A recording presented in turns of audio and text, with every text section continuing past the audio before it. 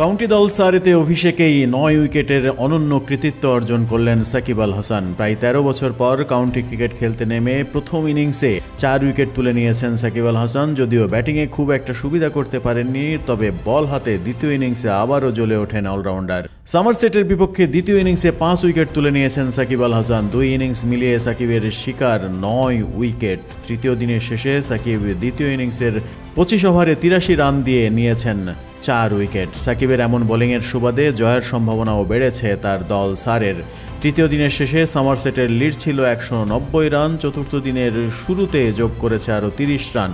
শেষ দিনে বাকি আছে ২.৫ সেশন। সামনে লক্ষ্য তাদের ২২১ রান। এর আগে প্রথম ইনিংসে সমারসেটের সংগ্রহ ছিল ৩১৭। টম ব্যান্টনের দারুণ সেঞ্চুরির পরেও সাকিবের ৪ উইকেট শিকারে প্রতিপক্ষকে নাগালে রেখেছিল সারে। জবাবে টম কারেনের ৮৬, রায়ান প্যাটেলের ৭০ রানের ইনিংসে ৪ রানের লিড পায় সারে। সাকিব আউট হন ১২ রানে। ব্যাটিংয়ে সুবিধা করতে পারেননি। দ্বিতীয় ইনিংসে ব্যাট করতে নামা সমারসেট পড়েছে এবার সাকিবের তোপে। ৯৬ রানে ৫ উইকেট পেয়েছেন বাংলাদেশি এই অলরাউন্ডার।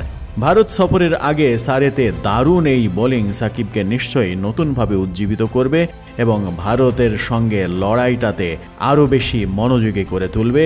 আরও বেশি উইকেটের জন্য ক্ষুধা থাকবে তার মনে।